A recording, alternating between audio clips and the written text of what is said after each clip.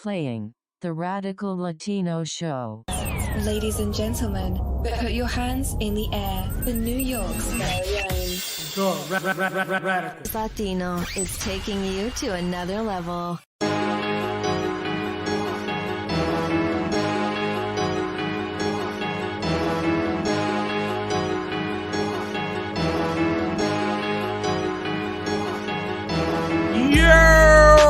Welcome back, my people, to another episode of the Radical Latino Show. It's your host, the Radical Latino. What is poppin', my people? I hope you guys had a wonderful week. I hope you guys are having a wonderful day. I know it's Monday. You guys are groggy from the weekend. Y'all were partying. Y'all just came back from a new year and all that. Shake all that other shit off and let's get into it. You know what I'm saying?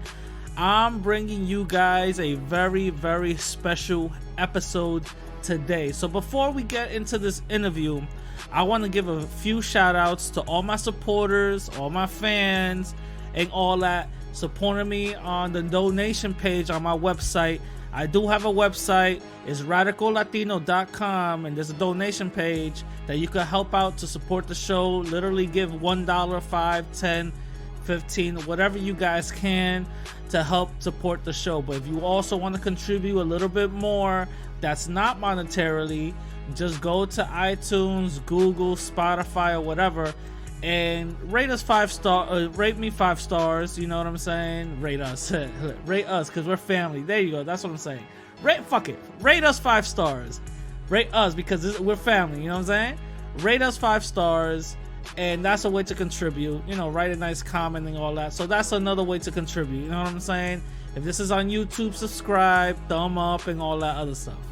That's a way to contribute, you know, if nothing else that's not monetary, you know what I'm saying? That's all I wanted y'all support, so yet we could keep this thing growing. You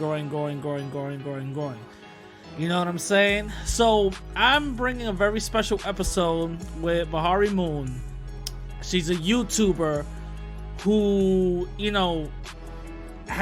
when she came out as, stopping, from people thinking that she's a troll or whatever the case is. And then from there, she just started making content and people started loving her. You know what I'm saying? Because she's raw, authentic, and she speaks her mind, which, I totally love.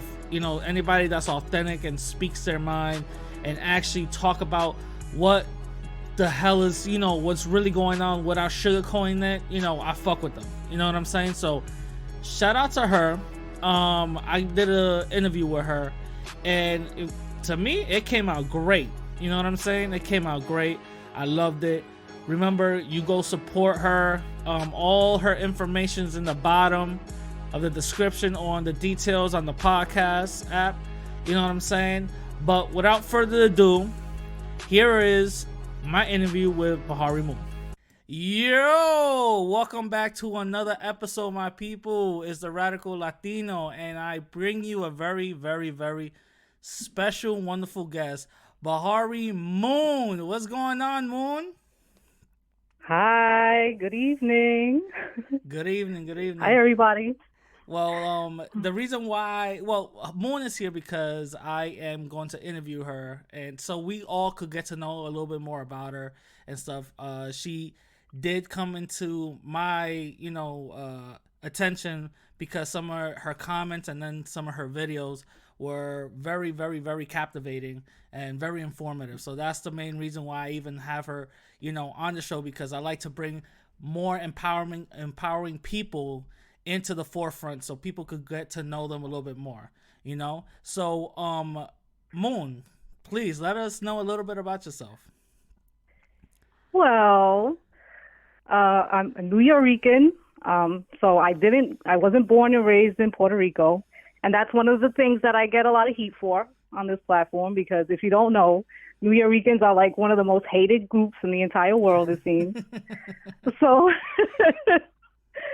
because, after a few years of not just like hearing a certain YouTuber constantly bash New Yorkers, I also see like a lot of comments within different commentaries and even in different channels, even in political channels, like in news channels, just seeing such horrible comments about Puerto Ricans, New Yorkers. It doesn't matter. The way the world views us is not good. So there was a part of me that's like, I'm going to try. I don't claim to be, any type of specialist. I'm not a professional. I'm a mom. I'm a stay-at-home mom. I mean, I have an education, but I don't consider that to be, the be-all, end-all. I still don't consider myself to be the most, learned person out there. So I'm just basically trying to share my knowledge and just trying to kind of show people like why we're in the position that we're in society, to the best of my ability. Yeah, because it's very interesting that you say that Puerto Ricans get viewed negatively and Puerto Ricans are seen in a bad light, because I personally did see some of those type of things. Some of my cousins are Puerto Rican, believe it or not. Some of my cousins are Puerto Rican, and some of them were even born in Puerto Rico, So I do see some of what you're saying, that Puerto Rican are kind of, I even heard this from other Latin people like Colombians, Cubans, saying that Puerto Ricans are like a ghettoized version of Dominicans. Right. Right. Yeah. And, I've heard it all. Yeah, I've heard it all. Yeah. So I did see that. I'm like, whoa, you know what I mean? Like, I'm like, that's kind of weird. So I do see where you're coming from. Yeah. So, yeah, I mean, I'll do my best. Every single day I get hate comments. Every single day I have to go through all of my videos just to remove hate comments. The amount of hate comments are like, I've never seen anything like this on anybody's platform before. Yeah. So it does get a little tiring sometimes. And if there's days I forget, or, days that I just kind of like, I don't even want to look, and then I go back and I'm looking, I'm like, oh shit, I got like another 50 hate comments that I gotta sift through and delete, and other people are arguing. Oh god, I should hire you to delete my hate comments, because if you get hate comments, I can't do it. And I've only been on here for what, like 2 months, 3 months, and I'm like, wow. This is how angry I'm getting people, so I must be doing something right. Yeah, well, that's what I always said. I said whenever you get haters and whenever you get people constantly going at you, that means you're either speaking the truth or they're seeing something that they want to go against that narrative. You know what I mean? They want to go against that to just redirect the narrative into a negative stereotype or whatever the case is. So since you mentioned that you've been here for like 2 months, what made you well, first of all, to catch the people up, people thought that you were a troll account, right? Yes, they did. So tell us a little bit about that. Well, because for the longest, because I used to make videos in the past, and even when I made videos in the past, I got a lot of hate, not to the degree that I'm getting now. And I took my channel down completely, not because of anybody, just because I wasn't satisfied with my content. So it had nothing to do with anybody but myself. And, I think after going back on YouTube and seeing comments and seeing certain videos and people saying stuff about us, I was like, you know what? I'm going to take my account here. I'm going to make a fake account, and I'm going to, be an asshole. These people are being assholes with us. I got a smart mouth. I'm going to write some nasty shit. Yeah. And so, I had that account, and then people thought I was fake, and who thought I was fake. Oh, and I was like, and that's how my channel started. I said, oh, I'm fake. I'll put a video up tomorrow. Yeah. I'll show you I'm fake. And that was my full face and everything. Yeah, that was the first video that I got introduced to you, because I was on a certain person's channel. They were, you know what I'm saying? They were like, oh, this is a so-and-so fake account or whatever. And then that's how I got introduced to you. I was like, wait, what? And then I had to go get this whole backstory on why you had to do that and all that. I'm like, okay, that's funny. But so you said you had another YouTube channel. What was the content on that? It was socio-political type stuff too. I was speaking more about us, Black Americans, certain types of struggles that we go through that I don't even know if I want to get into. but very personal things personal stories that I went through, personal stories that my friends have went through, just things growing up within these, I guess you would say hood areas, the certain, the drug abuse, not that I did, growing up around drug abuse, growing up around alcohol abuse, domestic violence, sexual abuse, all of those types of things that people don't like to speak about within our community. And that's what I was shedding light on that channel. And I got a lot of hate for that also. Gotcha. So yeah, anytime you want to point out the dysfunction within our communities, that's something that people don't want to do. Yeah. We want to just brush everything under the rug all of the time, and that's probably why we're just staying in the cycle that we're in, because we're not fixing anything and we're not talking about anything. We just keep brushing everything under the rug. That's absolutely true. You're right on that. Yeah. Were you born in Puerto Rico? No. Oh, okay. No, I'm actually third generation. Oh, okay, got it. If you know what, yeah. So I'm very Americanized. Gotcha. Even my parents are very Americanized. They speak Spanish and everything, but they're still very Americanized. Yeah. So Gotcha. my grandparents migrated here in the, what was it, like the 30s or the 40s? My grandparents migrated here. Gotcha. Yeah. So even though they're Americanized, they still say car and rice wrong. It's a joke. That's a joke. No. I had to think about that. Do they? El cajo. No. No. No. So yeah, me and my cousins get into this little discussion all the time where I'm going like, whoa. I have heard people say that. That is hilarious. I never thought about that. Yeah. That is very true. That's not my parents though. They're too Americanized. But my grandparents, yes. That's hilarious. May they all rest in peace. Yes, that was my grandparents. No matter how Puerto Rican Americanized you are, you're still gonna. No, that's a joke. No, let me stop. Oh yeah. No, it's fine. You see, that's the thing. Like, I don't mind the jokes. Yeah. I don't even mind the truths. I don't even mind when people say, there's a lot of ghetto Puerto Ricans and they're trashy. And I don't mind any of that. Like, yeah, I know. I get there's that doesn't always bother bad me. apples in every community. So. Right. I think for me, I just started to get tired of the double standard, because it's like, yeah, okay, this is bad, and you're right, and I know what else is bad, stuff that goes on in your community. Then it's like, wait, what? No, we're not all like that. What are you talking about? What do you mean? No, not us. Oh God, no, that's you guys. Oh no, not me. I'm putting on a fake accent because I'm imagining everybody being foreign. That's funny. So where you don't have to tell me where you're at now, but I'm saying, where in New York City were you raised? Bushwick, Brooklyn. Oh, Brooklyn. Oh, okay. Bushwick, Brooklyn, borderline Ridgewood, Queens. So that's that area. Yeah. Yep. Yeah. The L train, the M line. That's more on the Queens side. My mom was more on the Queens side. My dad was in the Bushwick side. So the bulk of my upbringing was in Bushwick, Brooklyn. So a good 12 years of my life, my childhood, I lived in Bushwick, Brooklyn. Wow. And that was like the tail end of the crack era. Wow. So, wow. Yep. Don't ask me for the stories, because I'll be here all day with the stories. The hood stories I got all day. We got all the time in the world. Give us at least one. I probably could imagine. I'll give you one. I probably could imagine you talking about the tail end of the crack eras. It was probably pretty devastating, So what happened? Yeah. Well, at that time you had like a lot of gangs too. Mm-hmm. So you're talking about like the mid '90s or so.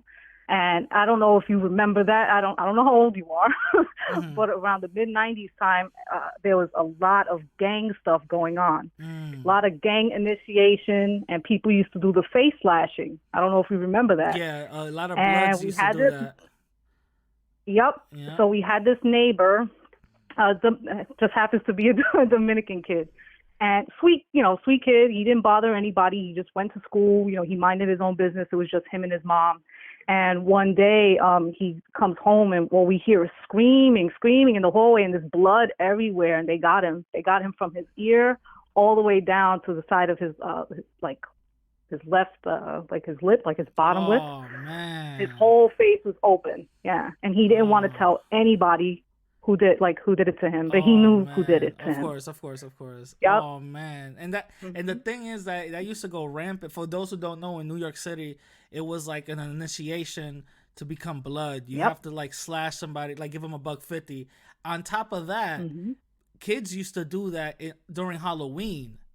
So that was like a regular New York staple, in the hood. So I definitely understand what yeah, I definitely grew up around that era where I had to like, move and maneuver a certain, you know what I'm saying? Like move and maneuver a certain you know what way. blocks to walk. Yeah. You know what blocks to walk down at certain parts of night. You know which blocks to stay away from at certain parts of night. You feel a certain way. You don't walk down a certain block. Yep. And that always protected me. Knock on wood. Yeah, that's something that always protected me. Learn who to associate with, who not to associate with. Oh so, yeah. And I mean, and because we lived with a single dad, so I think that helped us a lot. So we were very minority within a minority within a minority. So we're like the lightest looking ones. Plus, we were the only ones with a dad. Everybody, there's mostly single moms, unfortunately. But it's the truth. I'm not saying everybody was a single mom, but it was the bulk of the people in the community that I knew. The bulk of the friends that I had, they were all single moms, whether they were Latino or they were Black Americans. And it's just the truth. That was just the time, and, my dad was always very careful with us. Like, you don't go out at this time. You don't do this at this time. Where are you going? Even if it's the afternoon, so. Yeah, my mom was like, yo, when the street lights goes on, you better be upstairs, So she was like she was, very, very strict when it came to that. So I totally understand, Yeah, this is about to become a New York centric episode. But what was I gonna say? Okay, so I made a video. So we're gonna get into this topic right now. All right, you probably know what it is. I'm already laughing. I'm like, here we go. So I made a video, and I titled it "Colorism," right? And I'm not putting words in your mouth, or I'm not saying anything that you felt, but you didn't come at me, but you kind of criticized it, and I was trying to understand your point of view. So since now since you're in the lion's den, no, let me stop.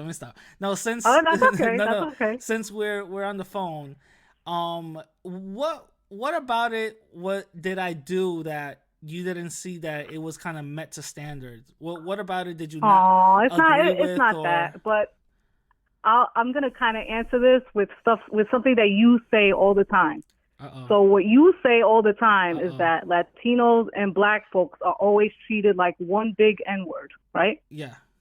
So you always say that we're treated the same. Yeah.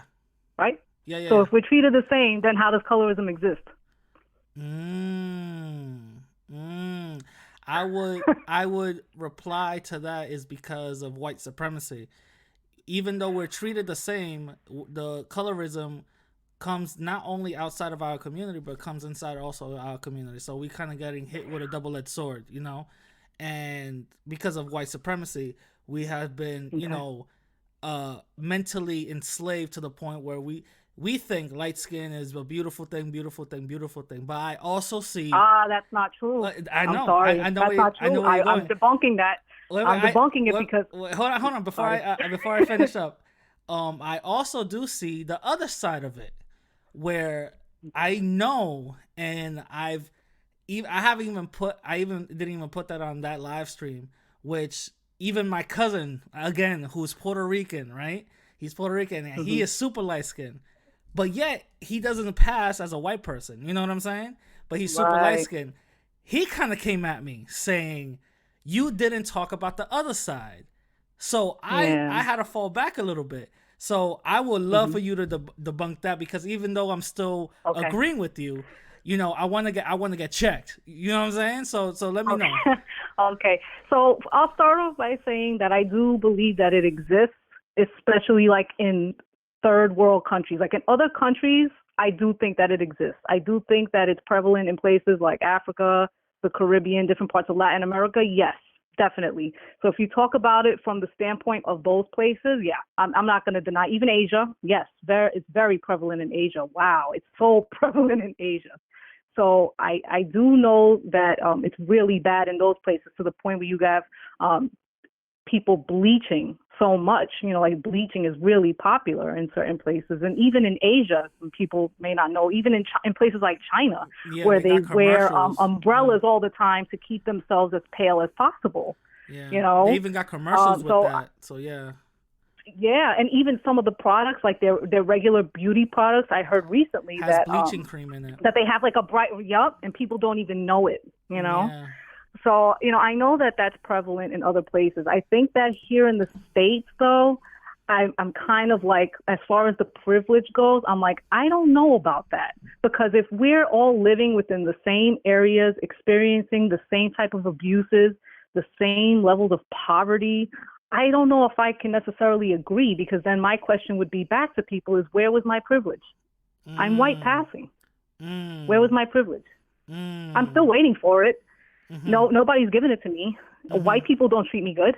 And not that they treat me terrible all the time. You know what I mean? Yeah. That would be me being disingenuous. I think in general people treat me okay, but I've had experiences with white people that the minute that I would say that I'm Puerto Rican, they switch up immediately, and it's that quick. And it's like, wow, I have to be able to navigate that type of situation all the time. And I want to get into that, but not right now.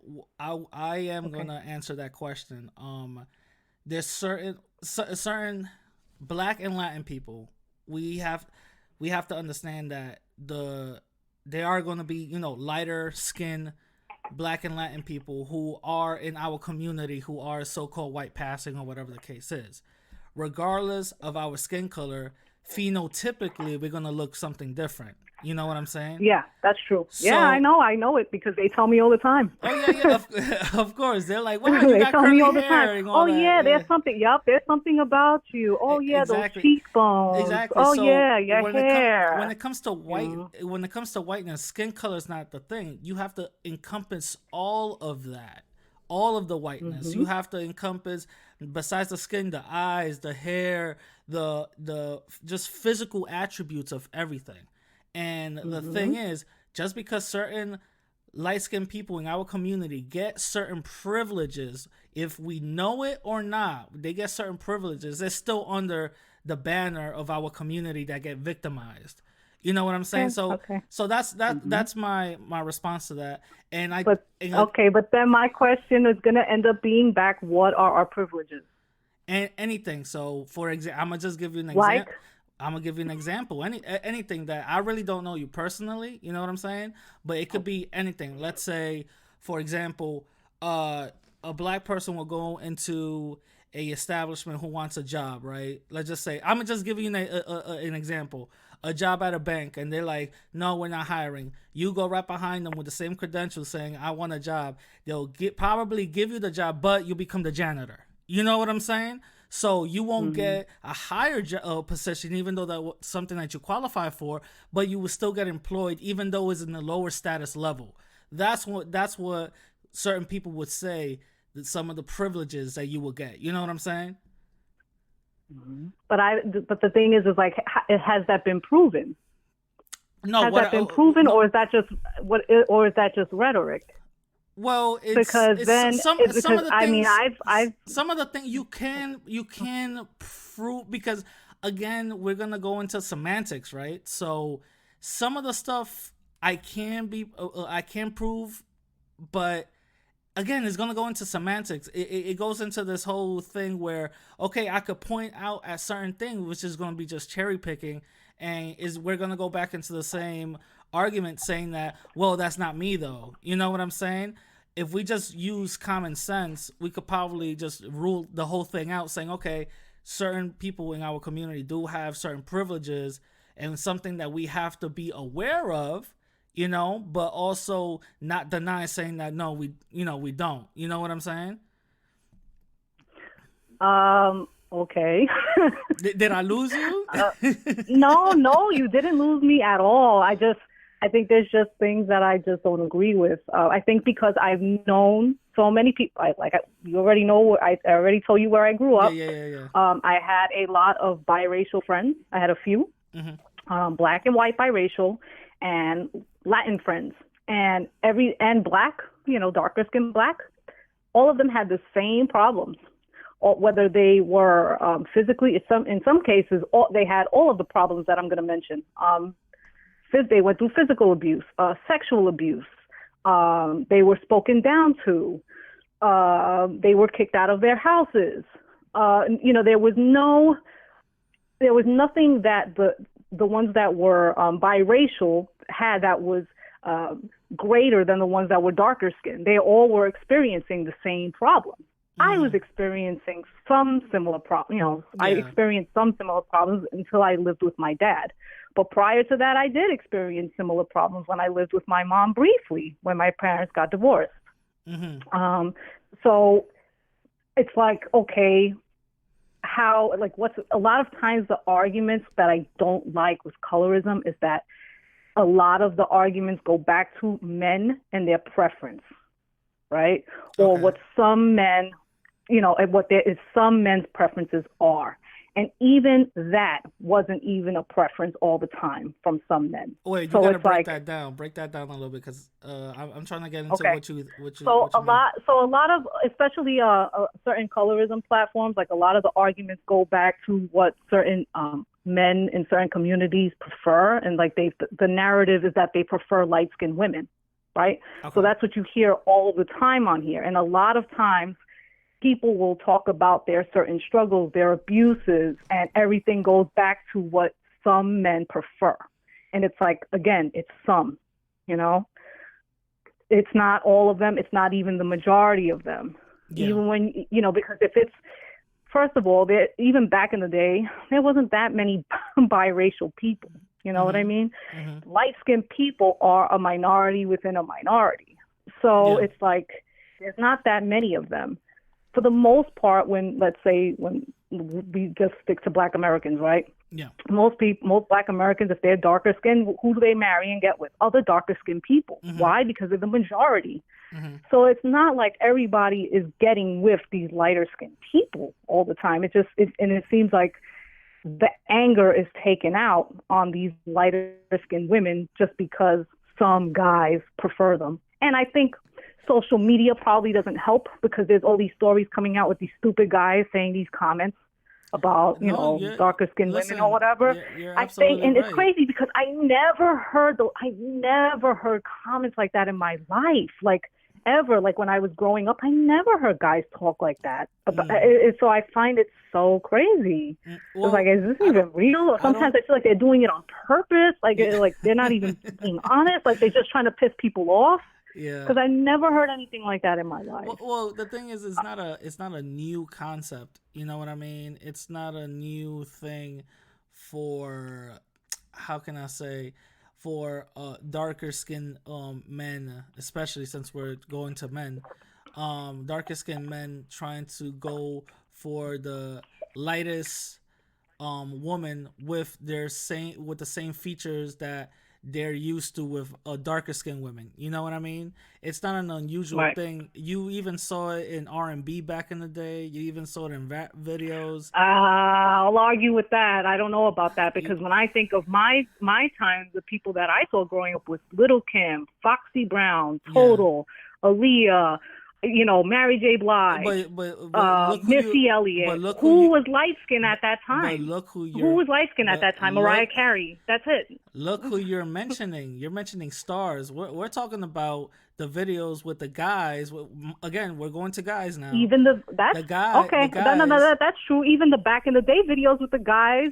I don't remember seeing lighter people like now. They do. No, now the guy, you never seen the guys always chasing the lighter, like the girl in the video, the vixens, who were lighter skinned. You never saw that in recent videos. No, yes. Like back in the '90s. Day, I'm talking no, about. No, you never seen that. From what I can remember. To me, I think you're making it a bigger. Like you're making it more popular than what I can remember, because I don't remember it being that popular. Okay. That wasn't that popular. Come on, dude. No, well, I'm not saying it was popular. What I'm saying is it was something fetishized. Of being light skinned is something fetishized. That's what I was saying. That's what my point is. You know what I mean? That's true. That's no. That I do understand that. That's true because that's what I was getting. I can understand the fetishized part, but then it's like, where do you draw the line with what being fetishized is? Not that I agree with it, but yeah. Well, we're gonna go into like, you know, what they really think, which we, you know, we're not psychic here. You know what I mean? But yeah. You know, so just going back to our main topic of the whole colorism thing, I do see both sides where light skinned, you know, Black and Latin people do get also victimized in their community and outside their community. But there's also some privileges that these type of people have to realize that they do have, regardless. Yeah, but I don't agree with it because, you see, I think there's other channels on YouTube that do this really well. I think I do it to the best of my ability. I'm trying, you know. Yeah. But like from what I remember, I don't know, because the girls that I knew, they were going through, especially the biracial ones, they were going through abuse in the home from one side. That would be the Black and the white side. And then they go out into their community because they weren't living in the best communities. And then they're victimized by the people in their community. They get beat up. They get their hair pulled. They get their hair cut. Mm-hmm. People want to fight them all the time. And that's your... How is that privilege? And it's not just my experience. So it's not just my friends. Like there's a lot of channels on here now that are coming to light, and there's a lot of people attacking these channels because they're bringing this stuff to light, and they're showing video proof of stuff like this.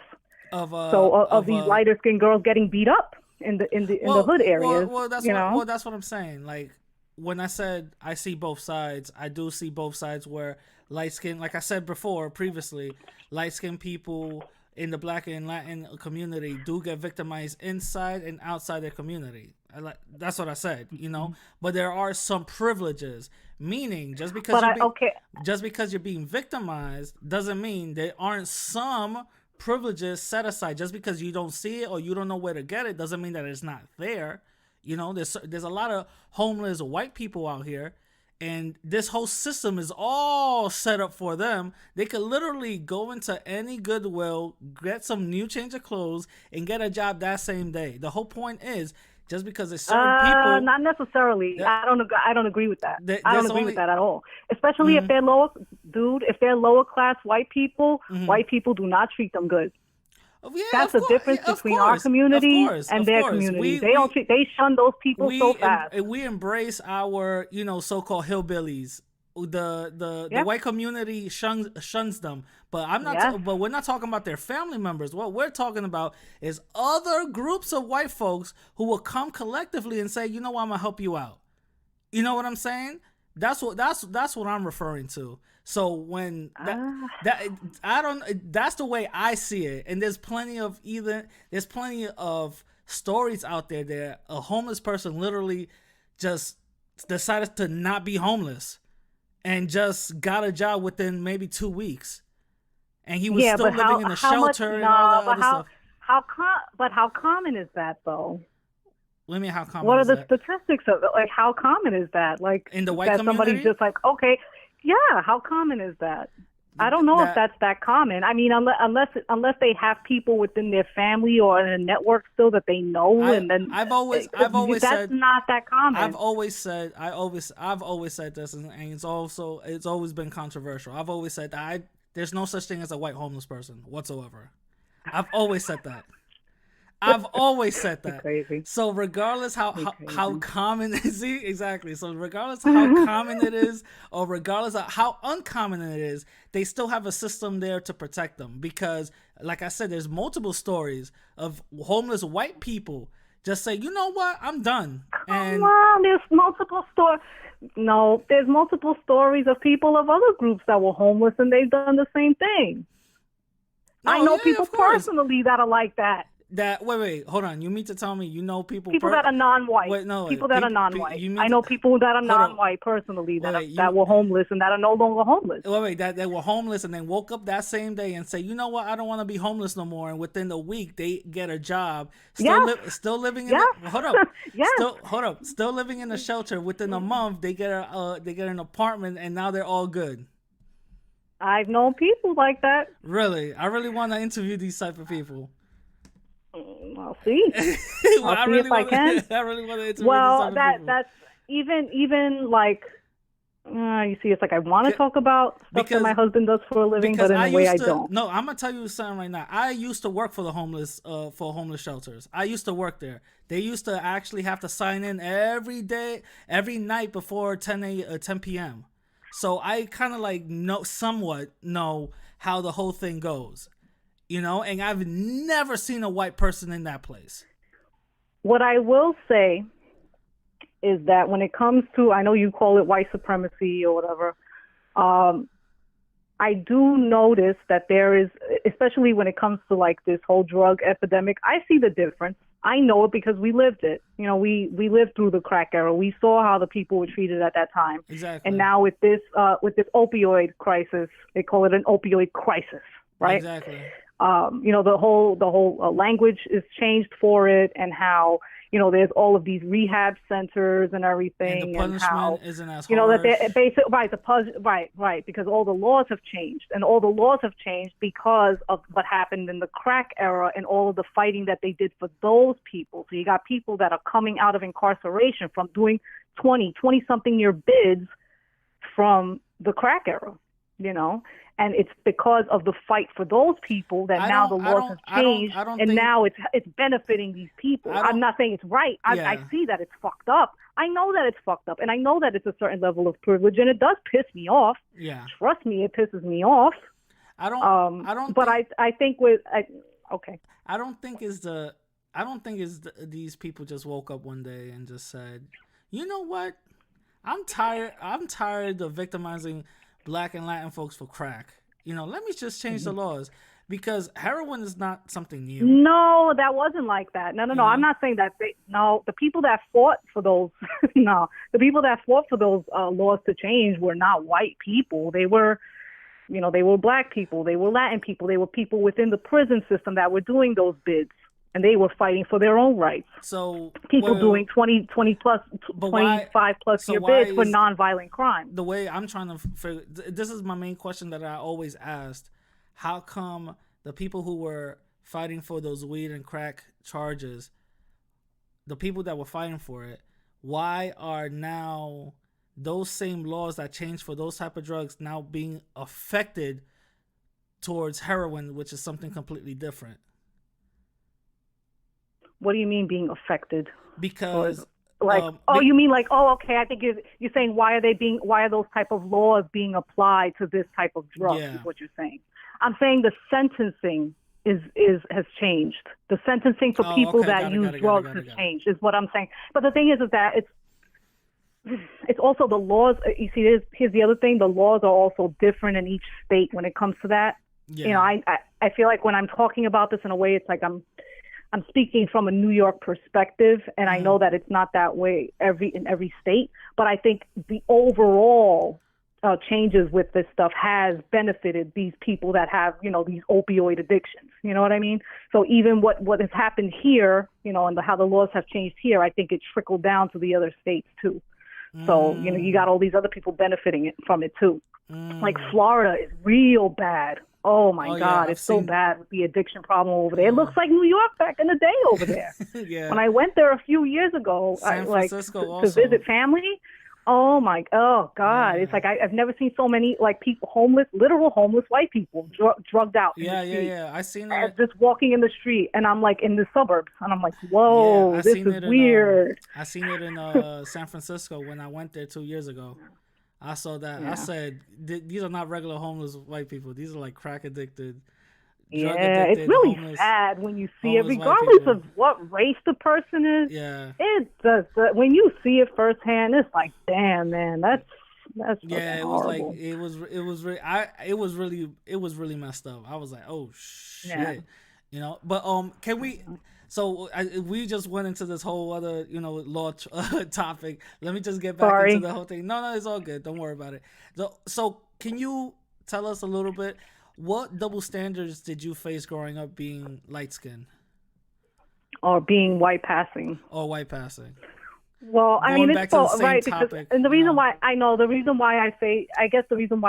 try to specify white passing is because I've had so many people, you're white, what are you talking about? You're just straight up white. Yeah. And I'm like, I don't, all right, whatever. which I don't agree with. I'm not going to sit here and which I don't agree with. So I don't agree with that type of yeah, rhetoric. yeah. Whatsoever. No, it's fine. I know how people are, so that happens. Yeah, because so white people. I think Because in the end of the day, white people know who's white and who's not. And just because you're light skinned doesn't mean that you're white. You know what I'm saying? Right. That doesn't mean anything. I know. But I know. Yeah, but going back to the main topic, like what white passing? What double standards have you seen? White passing. Well, I think that it kind of goes back to the privilege thing, and Okay. I think that people assume that they just automatically make the snap judgments that I had like this really easy life, especially when I was younger. People always made fun of my skin tone, always call me pale, call me gold. I used to laugh, I mean, I think I have a pretty decent sense of humor, Yeah, fuck you, Yeah. But I knew that if I were to say the same thing back, especially if they were darker, how's that going to be treated? You're racist. Fuck is wrong with you? I'll punch you in the face. Don't ever say that to me. Da da da da da. And it would never be me calling anybody the N-word, because even in my younger years, I never used that word. I never felt right. No matter I saw whiter Puerto Ricans than me, blonde hair, blue eyes, with the N every 5 minutes. I look at them like, yo, you need to freaking calm that shit down. You look like a real retard right now. Yo, and even funny. some of these people on this platform that say it all the time, I'm looking at them like, you look like a real retard right now. Seriously. There's so many other words you can use. But anyway, and I never did. And like, heaven forbid, if I were to even say, I've had people tell me, like I even had a family member tell me recently, we were at their house and they saw my daughter and they're like, she came out real white looking, like you, like with a disgusted tone. And this is a family member who's darker, a woman. Wait. And her daughter came out dark like her. And if I would have said, oh, your daughter came out real dark, just like you, how would that have been taken? Okay. You see what I mean? Yeah, I have to deal with it. Yeah, I have to deal with it. But if I do the same thing back to them, it's going to be World War III. I wouldn't say that anyway. You know what I mean? Yeah. But people always think it's just okay to take shots like that. So that's what I mean when I say the double standard. I never really had like real bad problems because of it. I mean, I had people make fun of me and shit, but it wasn't like I was getting beat up, and I was lucky with that. And again, I think that has more to do with having a dad around. I know that sounds bad, but I think a lot of that had to do, in a way, I was protected, So I think that helped me a lot. Yeah. If that wasn't the case, I don't know where I would be right now. Oh no, I've dated some Puerto Rican light skinned, white passing, if you would say, girls where they had green eyes, but yet they had a fro. They had a afro. You know what I mean? And if you look at their parents. Yeah. If you look at their parents, they will be like olive, like their dad will be dark and their mom will be like olive, you know what I mean? But they came out super white, you know what I mean? Yeah. And they, so, some of them would tell me like, yo, I used to get made fun of because of either my skin tone, or I would be told that, I'm white. I wouldn't understand the struggle and all this other stuff. So I actually heard those type of things, and even I think that's why they're my ex, that we would go into like discussions about that, just I'm like, yeah, I understand where you're coming from, just having discussions about it. And I think that's very important to have discussions about certain things in our community, that still affects us in our community. And I think it's also important to really, and this is why I think the lighter skin channels are very important, to show like, okay, if there's The privilege, well, lighter we skin want to channels. show you yeah, well, the light skin, there are light skin channels. There's one that I follow, Light Skin Motivation. You should check them out. It's a man and a woman, and they do great videos. I actually saw one of your subscribers on there, Starborn. Oh, word? He was on there like the other day, okay. and he was like, "Wow, you guys are very informative." Oh, shout out to Starborn. Because they show, yes. Hello, Starborn. Hi. But they're really good. They're really good at what they. I think there might be things where he probably disagrees with, but they do prove a lot of what they do say. They prove it. Yeah. So I mean, if you're gonna compare like getting a job over people like, let's say, these lighter skinned people that have been being beaten up and bullied for years on end, and then they're going through problems within their home on top of that. And if you're going to compare it to just like, oh, I didn't get this job over this person, and say that's, but you're still more privileged than me. It's like, does that really make sense? No. You know what I mean? Like, I don't know, man. Okay, I think there's a misconception that I'm probably not like conveying properly. I'm not saying that light-skinned Black or Latin people have a huge privilege just because they're light-skinned. The privilege that I'm referring to is I'm gonna give you an analogy. There's a white folks get a huge piece of cake, right? And other groups who are non-white get the small crumbs, and the light-skinned people in our community just get a very bigger crumb, just a smaller, bigger crumb. That's it. That's what I'm referring to when I talk about, the certain privileges that certain light-skinned people in our community. Oh no, get. That's what I'm referring to. No, I understand what you're saying, and I guess to me, I understand what you're saying. So you're basically saying that we just get a little bit more. I'm saying we. I'm kind of throwing myself in there. Yeah, we get a little bit more than our darker counterparts, and then I say, well, how exactly are we getting more? Yeah. How? And if I will probably, so I end up going back to that. Yeah, I will probably say, go to either any job or any job or any government program, and then I would. And you would I don't know if I agree with that, because I see darker skinned people in all these government jobs all of the time. That's usually who I see mostly, which is fine. Mm-hmm. But I mean, I don't know if I agree with that. I actually see more of them than I do Latin people. Mm. Latin women, if you didn't know, in general, regardless of whether we're dark or light, we make the least in the entire country. So where's our privilege? We make the least amount of money. You went back over everybody. Well, you went back to Latin women. I'm talking about light-skinned people in the community. I know. That's something different. But I guess I'm trying to. I guess I feel like we're kind of bouncing back and forth with that. Like if it's different or the same, because sometimes we're in that community and sometimes we're not, depending on who wants to use a one-drop rule out on one day, and then the next day they don't want to use it. No, that's it's good thing. So I'm glad you got into that topic. A good segue. Oh my God, you should be a radio host. So do you believe in the one-drop rule? And if so, what are your thoughts? Or if not, what are your thoughts? Okay. Well, I don't agree with it. Okay. However, in this country, I cannot dictate how people perceive other people.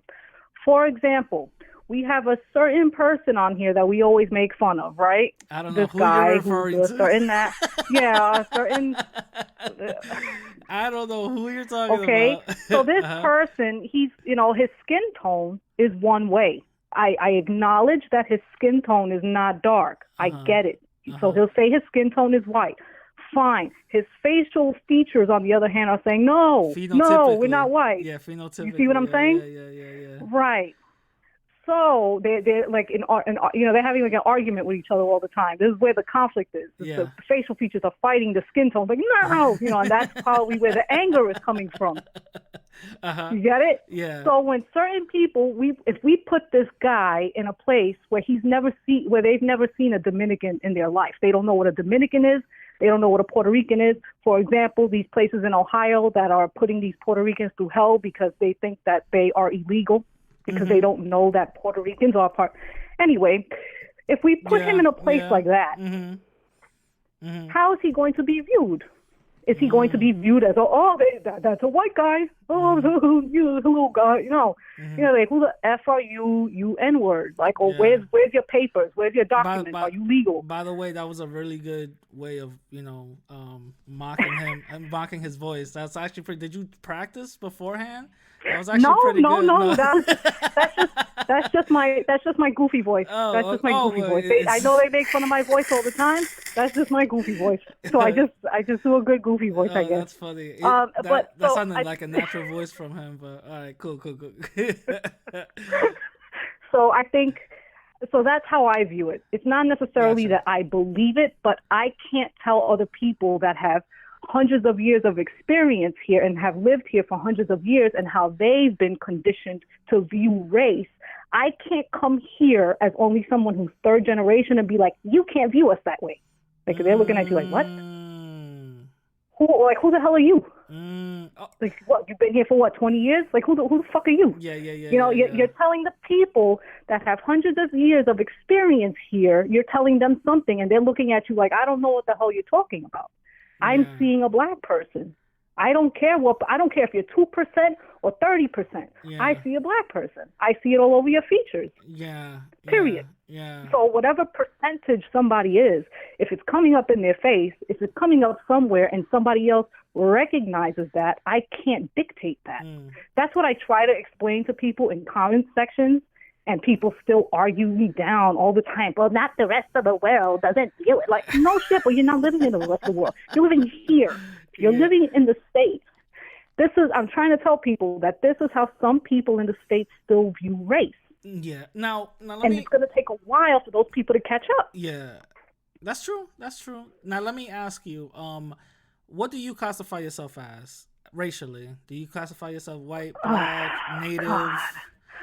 I try, like, usually, usually I'm an asshole and I just check off everything, even though I'm Asian with my last name. Yeah. I'm Asian, but you can check off everything just because it's like, I got this.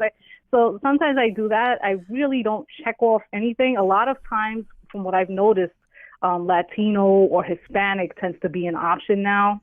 So if that's an option, and if I don't necessarily have to check off race, I'll just do that. But if I have to check off race, I'll check off the box that says one or more races. Right? That's usually what I do. Gotcha. Even if I'm mostly, I have people argue, well, you look Southern European. You should just identify with that. And they're like, suck a dick. Let me identify however I want. You don't like New Yorkers anyway. Why does it matter to you? We're trash. So which I've gotten into the discussion also with a certain person about, identification, right? You're, like you said, previously, that you're, New Yorican, and you're Puerto Rican, correct? Yes. Okay, Puerto Rican. Part Mexican. Okay, yes. Puerto Rican, part Mexican. So you identify as Puerto Rican and stuff. Certain people would say. Yeah, mostly because I'm mostly. Yeah, certain people would say, "Oh, you were born here. You're not Puerto Rican. You're American." Yeah. So what do you got to say about that? I say okay. Okay, yeah, great. It's true. Next question. No, let me stop. Yeah. I say it's fine. I mean, look, if I'm not here for people to be, I don't accept you. Like, who the fuck are you to accept me? Like, I don't care. Like, I don't even know you. I was like, I got to worry about the acceptance of some douche that I don't know. Are you kidding me? Like, all this stuff I've been to, no, bye. Like, okay, fine, you don't accept me, bye. Go accept somebody else, please. No, I get you. Really, some people put themselves on this pedestal, like they think that they have the rights to pull people in and push people out when they want to, and they're just a regular fucking person that lives on my block. You know what I'm saying? You ain't that much better than me. Get out of here. The way I see it is that regardless if you identify with American or not, the outside forces, the people who really, dictate who's who and what's what, will see you as an other and will treat you as an other. And there's plenty There's plenty of cases where even light-skinned Puerto Ricans are being deported, by Yeah, I'm not surprised. I'm laughing, but it doesn't surprise me. Yeah, Yeah. like I think there was a incident in I think was it Florida? There was I think it was Florida. Was it Florida or Boston? I don't know, but it was like somewhere in the East Coast where a Puerto Rican family got deported to Puerto Rico, and Wow. they sued the ICE agent and his I think his was it his you know how they're part of a union. His union end up cashing out money because they got wrongfully deported, even though Puerto Rico is a Right. U.S. territory. You know what I mean? Yep. Which Yep. makes no sense. You know what I'm saying? But stuff like that. That's what I'm referring to. Like, you know, it doesn't really matter what you identify as, even though. But Absolutely. Yeah. yeah, I know it because I lived it. And you know, I got it from all sides. So, you know, from my own Latin people were probably some of the worst people to me, and they still are. You know, they're the ones that I hear the most. They really are. They really are. Oh, I hate Puerto Ricans. Oh, you're all dying over there. Like, I'm hearing that from other Latin people more than I'm hearing it from white people, from black people. I'm hearing it from my quote unquote my own kind. It's like, all right, whatever, you know. Like, got it. so I get it from them, and then when I'm around whites and I tell them what I am, then they treat me differently. Like, oh, you're one of the Puerto Rican. Oh, but you look like this. Oh, but you look like that. And oh, but you act different. Like, how am I supposed to act? Yo, Exactly. son, what's up? Like, what am I supposed to do? Like, are you kidding me? No, exactly. That's funny. And, you know, and then and then black folks, you know, I've had it from that occasionally. You know, like if they don't like Puerto Ricans, I've heard them say stuff about Puerto Ricans too that was negative. Talking about that, hold up, because I remember growing up, right? Apparently, Dominicans and Puerto Ricans had a beef, and nobody told me anything about why or how come or whatever the case is. And I'm like, until, you know, my own family, you know, started becoming more Puerto Ricanized. Is that a word? Puerto Ricanized? Whatever. They started to, you know, mix in with Puerto Ricans, and now I got a whole family member that's like full Puerto Rican. You know what I'm saying? So, yeah. Did you ever hear about that small you know, issue with Dominicans and Puerto Ricans? Yep. And if you did, Yep. Because I never got a clear answer. What was the issue with that? Yep. Back in the day when Dominicans migrated here to the States, I have heard stories. I never knew anyone personally that did this. I want to make that a point. I never knew anyone personally, but I heard stories of Puerto Ricans going out of their way, like the guys, not the girls, Puerto Rican guys going out of their way and bullying Dominican guys. Oh, so I've heard that, making fun of them, snapping at them, so you guys throwing plátanos at them. They used to throw plátanos at them. Oh, so Terrible, you guys are the issue. but I heard, okay, got it. Yes. See? Yeah, you guys. See, I have heard those stories. I've never seen it. But I did hear the stories. And I think really that was it. And then it started to morph into something else. And then when you guys became more dominant, and then there was a lot of Puerto Ricans leaving New York, the Dominicans were like, ha! Like that's how it was when I went to school. I got the end of it. It was the Dominicans like, oh, I got you, you fucking Puerto Rican. I hate Puerto Ricans. They did this to my cousin. I'm gonna kick your ass. And I'm like, what? That's hilarious. Because I went to the High School of Fashion Industries. Oh, on 23rd Street? I think I went to Fashion Industries. Yeah, yep, 23rd Street with the C train, right? Yeah, that's Lower Manhattan, across the street from that project building. Yeah, I know. Yeah, project building, and there was like a nice hotel across the street too. Yes, there was, and also I don't know what it looks like now. But I went. There was a Dwayne Reed on the corner, and high school was in the middle of the And all the guys used to go there to pick up chicks. And at the time that I went, it was mostly Dominicans. So Dominicans outnumbered Puerto Ricans at that time. I'm not saying that I agree with what you just said, but I concur. Yes. Oh, the guys going there? Yep. I know, because I see them all the time. Freaking bothering girls at 7 o'clock in the morning. How did I describe that Like, school? oh, God. How did I describe that school so well without me going there? That's amazing. Oh Tell my me that. God. I know. That's why I'm like, damn, yeah, I forgot about the That's Dwayne amazing. Reed. You're like, yeah, mentioned it. I'm hold like, up, oh, yeah, what about it? as long as you don't go there anymore now, I don't care. Yeah. If you go there now, then we got a problem. Then it's like, That's hilarious. I caught a pedophile. Now I gotta go find you where you live. No, the only time this is a true story. The only time, I think the last time I went around there was like 3 months ago. It was just me driving around it, and I just passed it, and I looked. I said, "Oh, that's the." Let me not say nothing, and I just kept on driving, and I'm like, "Oh, memories. That's so cool." You know, but that's the only time I've ever passed through it. But it kind of changed, you know. It kind of changed. It's funny. But so give me your thoughts on what some Latin brown people classifying and thinking that they're white. What are your thoughts on that?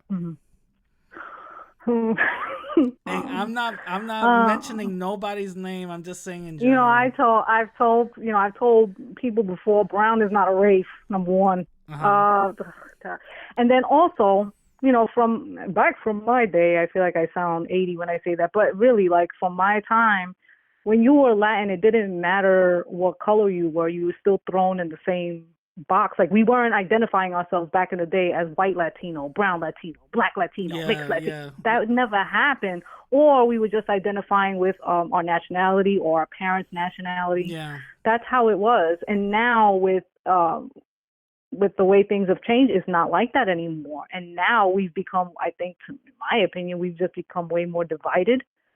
From what I see anyway, on social media. I mean, I can't really say the rest of the world, but at the end of the day, I don't care how people identify themselves. What people need to understand is if you're brown and the world sees you as black, or the world sees you as something, you're brown, you're calling yourself white, the world sees you as black. Don't get mad at the world, especially if you're living in this country. This is how the race is, the topics of race and how people view race in this country, and it still hasn't changed to fit your narrative. It still hasn't changed to, like, where people can just be like, oh, you're mixed, and just identify as mixed. It'll get there eventually, but that's not how it is right now. And I think that people are being really impatient with people that have hundreds of years of conditioning in this country. Yeah. To view people and race a certain way. But genuinely, I don't care how people identify themselves. I really don't. Gotcha. I might laugh, but I don't, I genuinely don't care. Like, it's like, all right.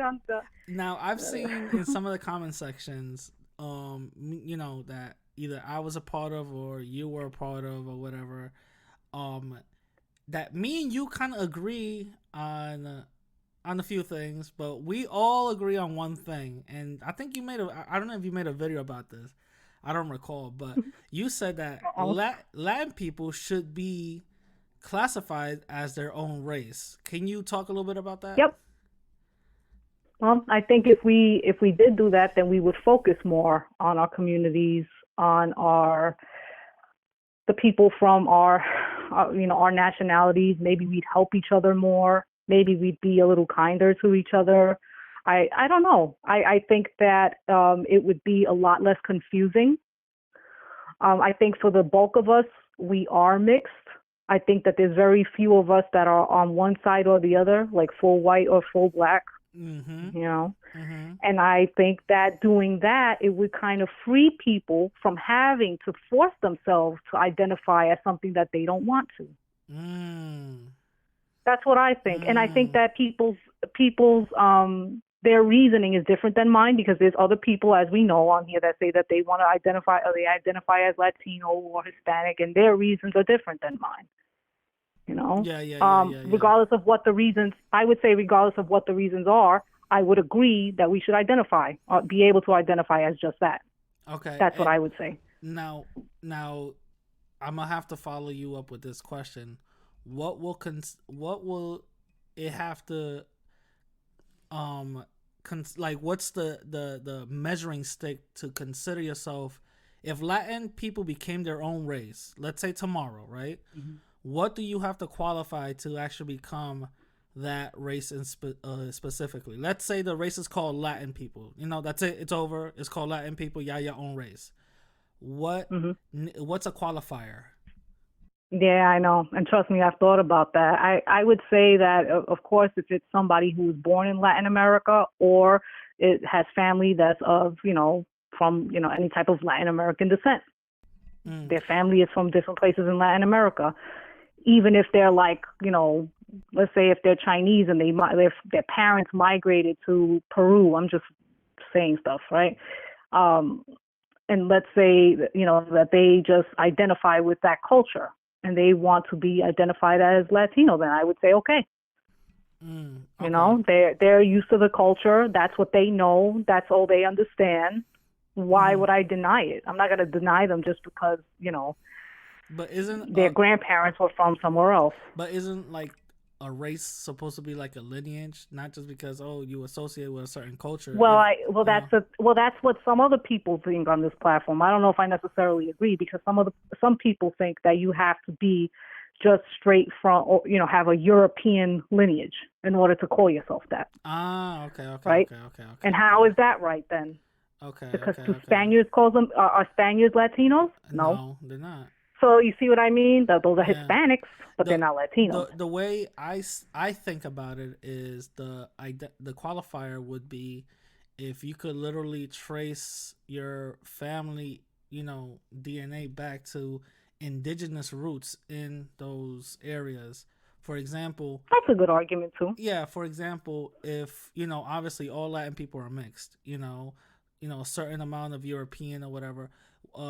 If we take, obviously a certain person that's 75% European, 60, 50 or whatever, it still will be qualified, under the Latin banner, because they still have indigenous, ties into those, into that land. You understand what I'm saying? So yeah, that's what I think will be, a good qualifier. If you have, if your parents came from Britain and they've been in Argentina this whole time, and you trace your, lineage back or your DNA, and you have no indigenous blood, then you shouldn't be considered that race, which is Latin. You know what I'm saying? So that's what I think. So how about the reverse? What if it's someone who is like 100% African DNA, but they're from Cuba, let's say, and they have family that have lived there for the longest, and they're just like 100. It just so happens to be that they're 100% African. Would you not classify them as Latinos if they wanted to, because they don't have? No, is because in this scenario, it's they're African regardless. They just so happens to be that because they were slaves or whatever the case is, and they don't have no indigenous ties to that land or any Latin land. No, then they'll be considered African. That's okay. That's understandable. That's what understandable. Even though a lot of people think I'm very Afrocentric, I could at least be fair. Hey, I think it's not even so much that I could see why people would say that, and then I could I hear the whole Eurocentric side, and I would think that honestly most Latin people we're kind of on the middle ground. We see the side from the Afrocentric side, and we see the side from the Eurocentric side. It's just that it seems like the Eurocentric side is very, there's no type of talking. There's no type of, it's their way and that's it. Yeah. And a lot of people don't really operate that way. Gotcha. So, what now? Before we wrap it up, I got a couple of questions to ask. Just a few more. Okay. What are your thoughts on the white supremacist Latin people? What are your thoughts on that? What are you trying to do me? I'm just asking. Okay. You're talking about on this platform or in general? Platform, general. Just this is gonna sound bad. I'm not trying to offend anybody, but I know that just me making that comment is probably going to offend somebody anyway. But I'm going to say it. It's over. The honest truth is that I know that the people on YouTube are they're to the extreme end. However, I have met a lot of people that are Dominican or Dominican backgrounds that have a very similar, have very similar talking points to these people. Again, not to the extreme that these guys are, but yes, they would be like, okay, I agree with this guy, and they'll agree with him over somebody like you. I have met, Gotcha. honest to God. Gotcha. Honest to God.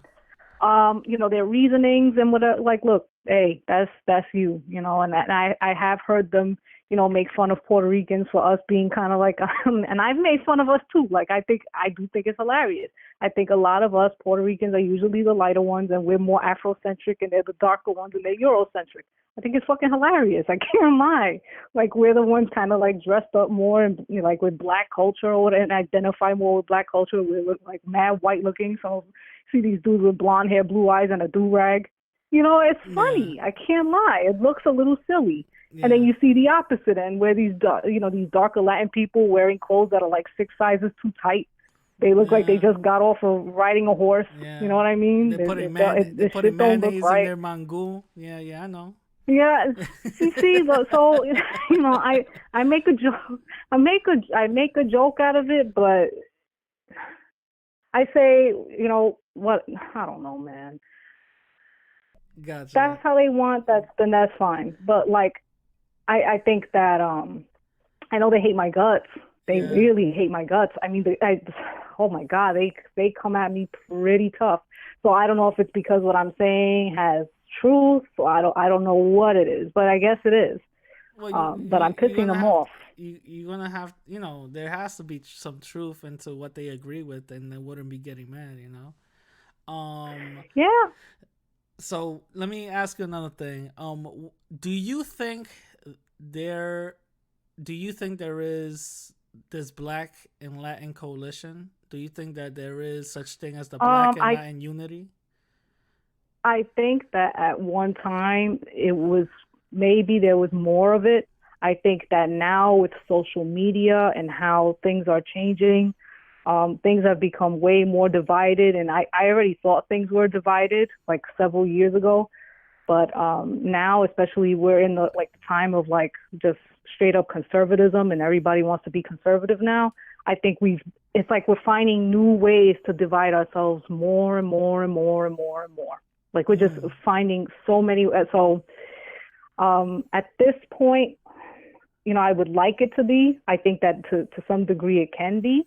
Mm-hmm. But I kind of feel it might be on an individual level. You know what I mean? Let's say I can be for Latin people and Black people, right? But I can't be, it doesn't, just because I am, that doesn't mean that all of my community is, Yeah. It feels like it's more on an individual level. And the same thing with Black folks is they might be looking at us sideways because of all the comments that they see now, the commentaries that are being made. Yeah, you're right. And then, the stuff that we've been saying, and I'm saying we, not, I'm putting myself in there because I'm part of the Latin community, right? So the stuff that you've been hearing on this platform, putting them down for so many years, they're like, all right, I get it. They heard it on the outside and they're hearing it now online. Yeah, don't get me wrong. I had conversations with certain Black folks that don't even want me in the mix. They're like, they're like, yo, we see what you're doing, we like what you're doing, but you keep it over there. And I'm like, all right, cool, and I respect that. Yeah. You know what I'm saying? There's certain Latin people don't even want me around.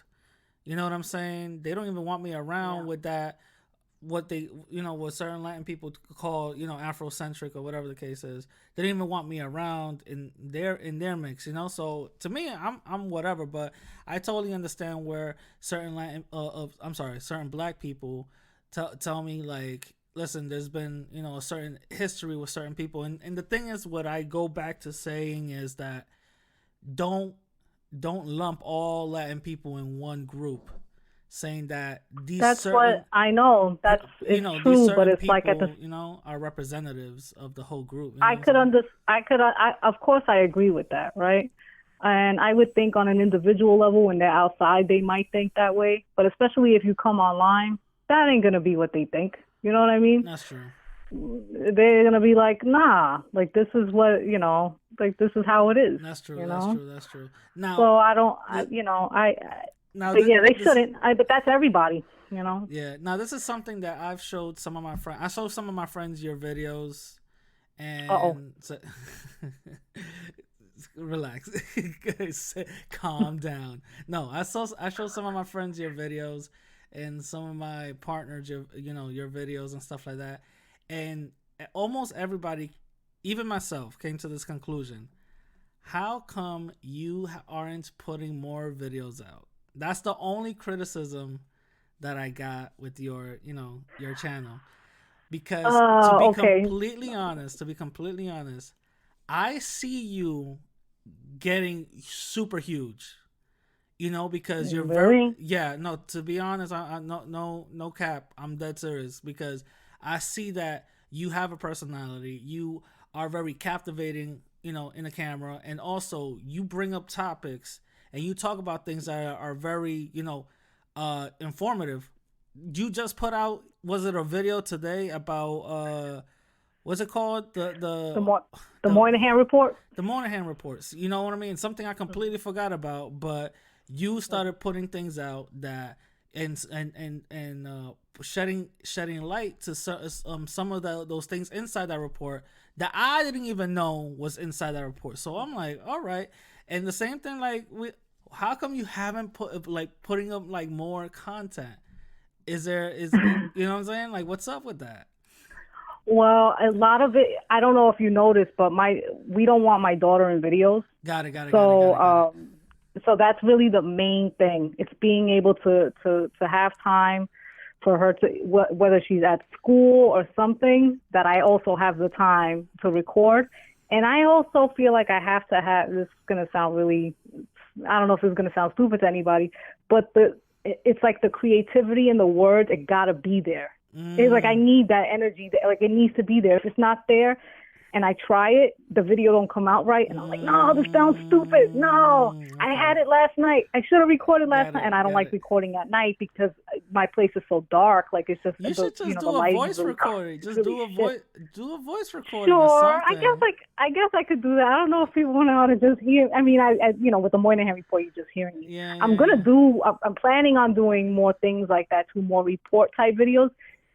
Honest to God, it's so hard to find recent stuff on New Yorkers because they lump us all into the Latino group. No, you should do the whole thing on the island that they experimented on Puerto Rican women with birth control, but before they did that, I remember that. Yeah, you should do something like that. I remember that. But the thing is that I might talk about the island here and there, but I try not to because I have a lot of people that come to me that say that they're Puerto Rican. And this is the thing. It's never verified because these people don't have pictures up. Okay. You know what I mean? They don't have videos up. I don't know if that's really a Puerto Rican or not. That could just be some asshole saying that they're Puerto Rican. Tell them to say rice or and they're always saying that we're not. Yeah, well, they're always saying that we're not Puerto Rican. So they don't. Like, if I kind of got the hint, it's like, okay, you don't want us talking about Puerto Rico, the island, and you say that we're not Puerto Ricans, then let me focus on us here because we're not doing good here. Yeah, you could do that's a report like on the Young Lords. You know what I'm saying? Yes, eventually I know that Christina did something on the Young Lords. So okay. I might do. Yeah, she did do something on the Young Lords. Yeah, shout out to Christina. I might. Yeah. Shout out to Christina. So I might do something, on that, but it's like I kind of feel bad. I'm like, oh, she kind of already did it. So, but I really want to try to put out things like that thing with the Moynihan report. Like, I learned about that years ago, and I remember reading the report, when I was in college, and I saw the part about Puerto Ricans, and I'm like, people don't really talk about that ever. You know what I mean? There's a person here on YouTube. I don't want to say, and it's nothing against the person, but he had a whole breakdown of the Moynihan report, and he did a fantastic job. Really? He really did. I don't know if I want to say the content creator's name, but and it's he did. I'm not knocking the guy at all or anything, but I'm at the point where it's like I don't know if I should say people's name or not say people's name. It's like, oh God, even if I'm giving a compliment, like I don't even know anymore. I'm at that point where it's like I don't know anymore. I don't know anything. I got you. But and I don't know if he has those videos up, but he did a really good breakdown on that. And but even he, because he focuses on the Black American community. he really didn't touch on that because that's not his community. So got it. And even when I learned about it, that wasn't a focal point either. But when I read it at the time, I said, "Holy shit!" Yeah, that's why we've been having these problems since then. Yeah, that's why I have a whole series called "The Dark American History on Latin People." I have a whole series on that. On certain things that happened in America. Against Latin people. You know what I'm saying? So I gotta watch that. Yeah. So I got a whole series on that. So I know exactly what you mean. But listen, I could be on the phone with you literally all day. But we're gonna have to wrap it up sometime. Can you tell the people? Okay. Yes. Can you tell the people where they can find you at? I'm on YouTube, Bharani Moon. For now, that's what my channel name is. I don't know if I'm going to change it back to my old channel name. My old channel name was Val's Voice. Okay. I don't know if I'm going to do that again. But for now, it's just Bharani Moon. Yeah, I don't have Facebook. I don't have Twitter. I have Instagram that I barely use. I just put pictures of my daughter up on there. Okay. Gotcha.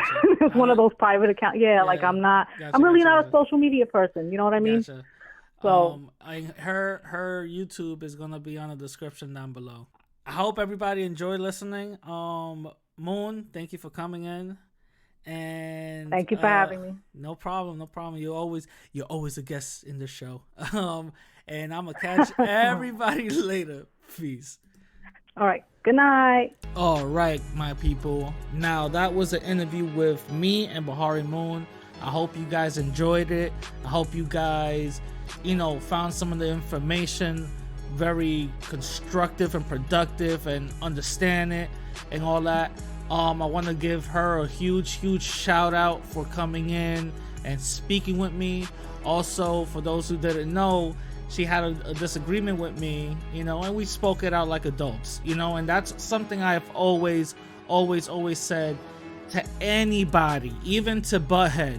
Let's speak these things out with disagreement like adults. But certain people want to go the ignorant route, other people want to go the mature route. You know what I'm saying? But I hope you guys enjoyed it. Remember, all her information, her YouTube channel and all that is going to be in the description down below or on the details on the podcast. You could hit me up on Instagram and Twitter at the same name, radical_Latino_. And also check out this podcast on my website, radicallatino.com. Now, I'm going to catch you guys later.